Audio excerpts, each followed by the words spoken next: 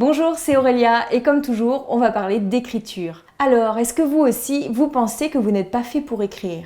Est-ce que vous êtes persuadé que vous n'y arriverez jamais? Si c'est le cas, voici quelques pistes pour vous aider à vous débarrasser de toutes ces mauvaises excuses qu'on se donne pour ne pas se mettre à écrire et se débarrasser du syndrome de l'imposteur. Avez-vous toujours pensé que vous n'aviez aucun talent? Mais qu'est-ce que c'est le talent en fait? Est-ce que ça serait pas par hasard le déguisement que se donne le travail? Et voilà, on en revient encore à la fameuse idée reçue de l'inspiration divine et de celle du génie. Oui, il y a des génies de l'écriture, mais c'est quand même loin d'être la majorité. C'est même plutôt rare en fait. Alors tant que vous restez persuadé que vous n'êtes pas doué pour ça et que vous vous laisserez influencer par les gens qui vous le disent, vous n'écrirez jamais. Si c'est une réelle envie, lancez-vous. Qu'est-ce qui vous retient? L'écriture, c'est un apprentissage. Au pire, même si vous ne publiez pas de livre, au moins vous aurez appris des choses.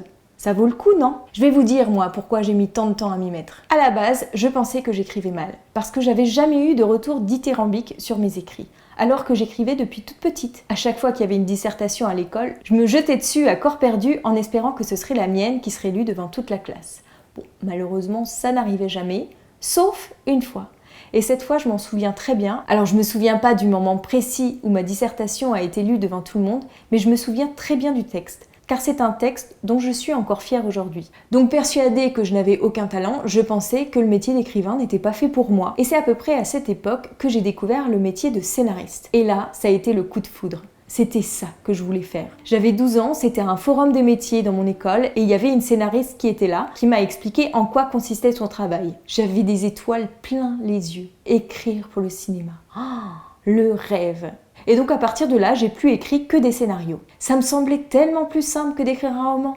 Pas besoin de s'embêter avec les descriptions, pas besoin de s'embêter avec le style, ni avec la grammaire. Il n'y avait plus que l'histoire qui comptait. Et moi, ce que j'aimais, c'était raconter des histoires. Puis, dans cette optique de devenir scénariste, en parallèle de mes études de cinéma à la fac, j'ai passé 2 fois un concours pour une grande école de scénario et j'ai pas été prise. Alors là encore, je me suis dit que ce n'était peut-être pas fait pour moi, puisqu'encore une fois, le destin se mettait en travers de ma route. Mais ça m'a pas empêché de poursuivre mes études de cinéma. Et puis, je ne sais plus trop comment, je suis revenue à l'écriture de romans. J'avais une vingtaine d'années, je crois que c'était juste après avoir lu Harry Potter. Comme tout le monde, ça m'a donné envie d'écrire une saga de fantasy. Pendant des années, j'ai travaillé sur ce roman, et puis comme à peu près tous les textes que j'avais commencé avant, j'ai fini par abandonner. La tâche était tellement énorme, surtout avec une fantasy où il fallait créer tout un univers.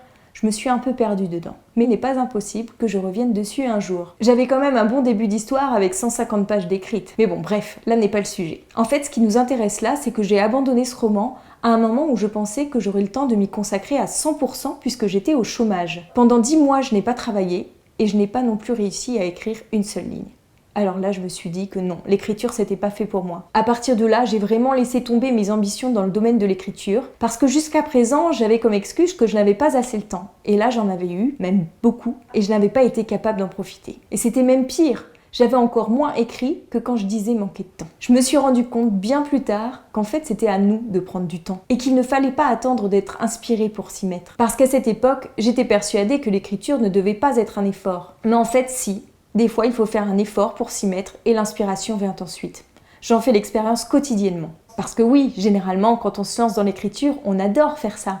On peut passer du temps à écrire et on n'a jamais eu besoin d'efforts pour s'y mettre. Et pourtant, quand on commence un premier roman et qu'on a envie d'aller jusqu'au bout, on se rend compte qu'il y a des fois, on n'a pas tellement envie de s'y mettre. Alors si on s'écoute, on abandonne. Mais si on fait l'effort de s'y mettre, il y a des choses qui viennent, d'autres qui se débloquent. C'est assez fou comme phénomène. Ça m'arrive très souvent, je dirais presque tous les jours.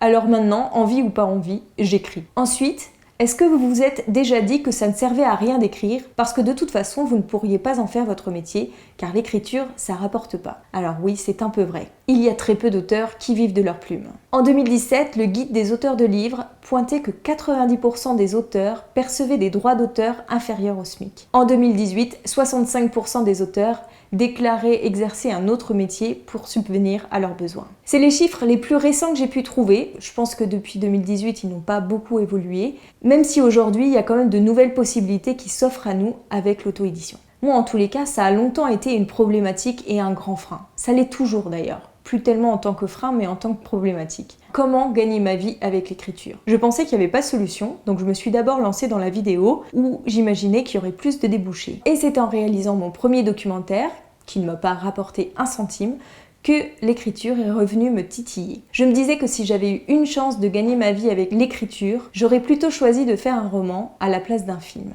Mais à cette époque, je pensais que j'allais peut-être pouvoir le vendre, ou en tous les cas, me faire connaître. Mais en fait non, ça m'a pris tellement d'énergie d'aller jusqu'au bout que j'ai plus eu la force de le diffuser. C'est un peu dommage, mais bon.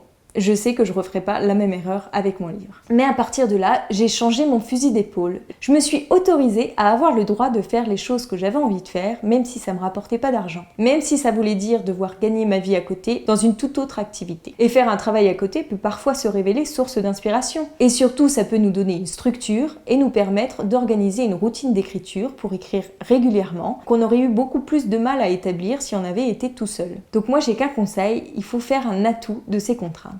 Et enfin, je finis par la pire et la première tare qu'on rencontre lorsqu'on écrit, c'est qu'on a tendance à toujours se comparer. Et ça nous tétanise. Alors, il y a ceux qui écrivent trop bien, c'est d'ailleurs ceux que nous lisons dans les livres. On oublie juste qu'ils ont sans doute passé beaucoup de temps à travailler sur leur texte avant de le publier. Alors que nous sommes en train de nous débattre avec un brouillon. Nous mettons donc en comparaison des objets non finis avec des textes publiés, donc aboutis. Mais ça n'a rien à voir, on n'est pas du tout au même stade d'élaboration. Et puis certains écrivains ont des années d'expérience derrière eux. Quand je vois la différence qu'il existe entre la première version de mon roman et aujourd'hui, il y a juste un fossé. J'ai énormément progressé.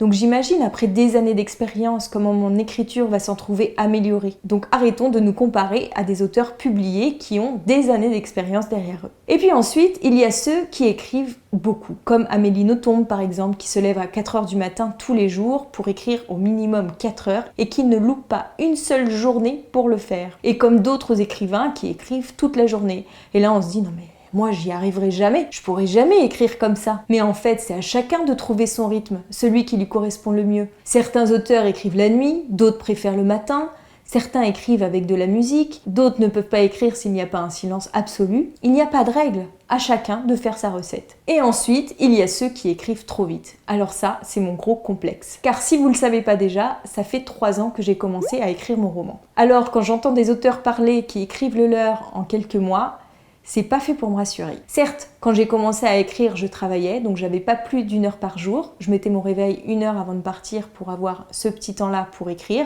J'aurais peut-être pu mettre mon réveil plus tôt, mais 6 heures du matin, pour moi qui suis une bonne dormeuse, c'était déjà un bel effort. Puis ensuite, j'ai été au chômage. Alors je me réjouissais, je me disais que j'allais pouvoir consacrer tout mon temps à l'écriture, mais en fait, j'ai pas réussi à écrire plus de 2 ou 3 heures par jour. Mais par contre, j'ai commencé à écrire tous les jours, ce qui n'était pas le cas auparavant, parce que quand je travaillais, je me laissais toujours une petite marge de manœuvre, au cas où j'étais fatiguée, au cas où je m'étais couchée un peu trop tard la veille. Au chômage, je n'avais plus aucune excuse. Et puis bon, après, j'ai dû retravailler, et donc mon temps d'écriture s'en est à nouveau trouvé réduit. Mais j'avais pris le pli, j'écrivais tous les jours, fatiguée ou non, motivée ou pas. Et donc il n'y a qu'à la fin de mon dernier contrat que j'ai augmenté mon rythme d'écriture, parce que maintenant ça fait longtemps que j'écris, et donc ma routine d'écriture est bien établie. Mais malgré tout, voilà, ça fait quand même 3 ans que je suis sur l'écriture de ce roman, donc j'ai tendance à me dire que je suis moins douée que les autres, que je suis trop lente. Mais si je me disais plutôt que ça correspond à mon rythme, qu'il me faut peut-être plus de temps que d'autres pour arriver à quelque chose qui me satisfasse, que je suis aussi peut-être plus perfectionniste. Après, je me suis amusée à noter toutes les heures que je passais sur mon roman. Et donc, en temps condensé, j'en suis à 7 mois, c'est-à-dire 150 heures par mois,